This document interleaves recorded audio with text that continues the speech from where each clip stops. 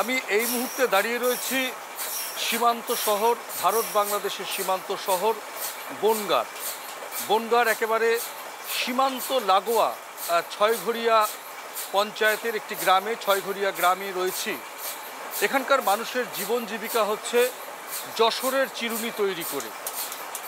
দেশভাগের আগে এই ছয়ঘরিয়া কিন্তু যশোর জেলার মধ্যেই ভৌগোলিকভাবে অবস্থান করত।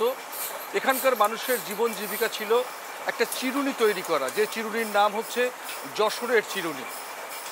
দেশভাগ হয়ে গেছে, কাঁটাতারের ওপারে থেকে এপারেই রয়ে গেছে সেই ছয়ঘরিয়া, যেখানে যশোরের চিরুনি তৈরি হতো। ইতিহাস প্রসিদ্ধ এই যশোরের চিরুনি। এখানকার মানুষের বক্তব্য যে গোটা ভারতবর্ষ কেন, গোটা পৃথিবীতে আর কোথাও যশোরের চিরুনি তৈরি হয় না। এখানকার প্রায় 1000 মানুষের জীবন জীবিকা জড়িয়ে রয়েছে এই যশোরের চিরুনি তৈরি করে। আমরা সেই চিরুনির একটি কারখানায় এসেছি, ক্যামেরা পার্সন বন্ধুকে দেখাতে বলবো।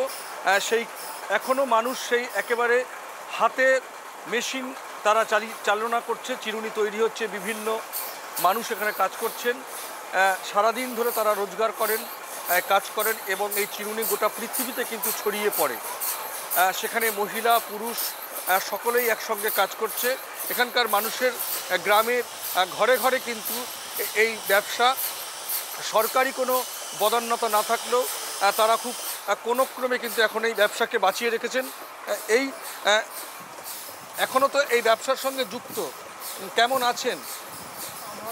আমরা তো শ্রমিক, কিন্তু আমাদের ওই 350-400 টাকা উপার্জন হয়, কিন্তু মোটামুটি ওই কোনো রকমই বেঁচে আছে। এখানে কত এই গ্রামের কত মানুষ এই ব্যবসার সঙ্গে যুক্ত? এই গ্রামে আপনার ধরেন বনগাঁ উত্তর ছয়ঘরিয়া দিয়ে 200 ফ্যাক্টরি আছে। আচ্ছা, তা আপনার ধরেন 2000 শ্রমিক আছে। আচ্ছা, সবার জীবনযাপন তো চলছে। আচ্ছা। আপনার দিনে কত পারিশ্রম রোজগার করে? 350-400 টাকার বেশি যায় না।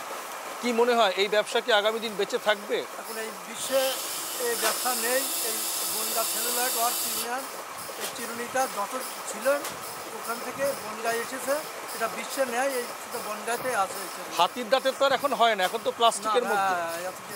কাঠের কিছু হয় কি? কাঠের চিরুনি আছে, কাঠের চিরুনিও হয়। কাঠের চিরুনি আপনার ধরে 50টি কারখানা আছে। হ্যাঁ, আর চাহিদা আছে, বিশাল চাহিদা। আমরা শুনলাম এখানকার মানুষের বক্তব্য হচ্ছে চাহিদা কিন্তু প্রচুরই রয়েছে।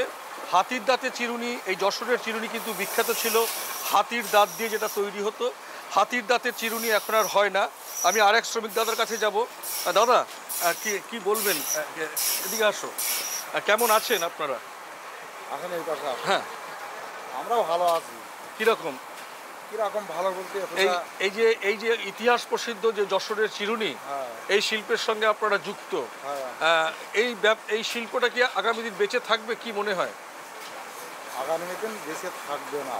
কেন, সরকারি সাহায্য পাচ্ছেন কিছু? না না না, সরকারি সাহায্যের জন্য নয়, এর কোনো লিভার নেই। লেবার নেই? এর কোনো লিভার তৈরি হচ্ছে না। আচ্ছা, এর কোনো লিভার তৈরি হয় না। হ্যাঁ, রোজগার পাতি সেরকম হচ্ছে কি? হচ্ছে না। আপনারা তো শ্রমিক।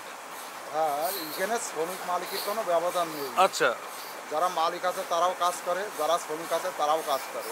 আচ্ছা, ব্যাপার হচ্ছে এই যারা মালিক এরাই খাটে বেশি। আচ্ছা, এর কোনো লিভার নেই, লেবার পাওয়া যাচ্ছে না। এটা তো একটা শিল্প, মানে নতুন করে এই শিল্পটা কেউ মানে মনোনিবেশ করছে না। আর এই মেশিন তো সবই হাতের মানে ইলেকট্রিকে চললেও কিন্তু হাতেই তো টানতে হয় মেশিন। দাদা আসুন না, এক মিনিট আসুন না, হাতেই টানতে হয়। আমরা আরো একজন শ্রমিক দাদাকে পেলাম। দাদা, এই শিল্পের সঙ্গে কতদিন ধরে যুক্ত আছেন? 30 বছর। আপনি মানে আপনার পরিবারে কি আপনি একাই এই শিল্পের সঙ্গে যুক্ত, না আপনার বাপ ঠাকুর দাদা ছিলেন? বাবা ছিল, কিন্তু বয়স হয়ে গেছে, নাম নেই, কিন্তু আমি এখন মানে এই শিল্পের সঙ্গে যুক্ত থেকে সংসার চালাতে পারছেন?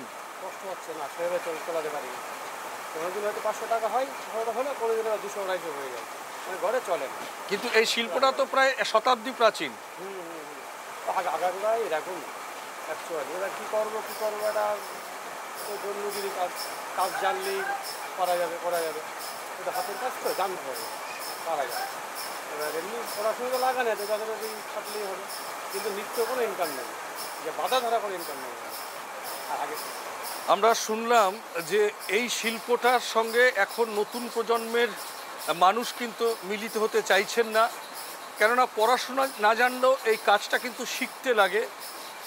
এটা একটা শতাব্দী প্রাচীন শিল্প, এই যশোরের চিরুনি। ইতিহাস প্রসিদ্ধ তো বটেই, ওপার বাংলার যশোরের সঙ্গে এর নাম জড়িয়ে রয়েছে। দেশভাগের আগে এই জায়গাটা যশোর জেলার মধ্যেই ছিল, সেই জন্য যশোরের চিরুনি বলেই কিন্তু বিখ্যাত। কিন্তু আমরা শুনলাম যে এখানে অন্তত 2000 শ্রমিক কাজ করে। তাদের বাপ ঠাকুরদারাও এই ব্যবসার সঙ্গে যুক্ত ছিল, এই শিল্পের সঙ্গে যুক্ত ছিল, কিন্তু নতুন প্রজন্ম কিন্তু এগিয়ে আসছে না। আগামী দিন এই শিল্প কতটা বেঁচে থাকবে তা নিয়ে কিন্তু তারা আশঙ্কাই প্রকাশ করছে। যশোরের চিরুনি গোটা পৃথিবীতে সমাদৃত হলেও এই শিল্পকে আগামী দিন বাঁচিয়ে রাখা যাবে কিনা সেটাই কিন্তু হাজারো প্রশ্নের মুখে। ভারত বাংলাদেশের সীমান্ত বনগাঁর ছয়ঘরিয়া গ্রাম থেকে পরমাশিস ঘোষ রায়, RTV ইন্টারন্যাশনাল, কলকাতা।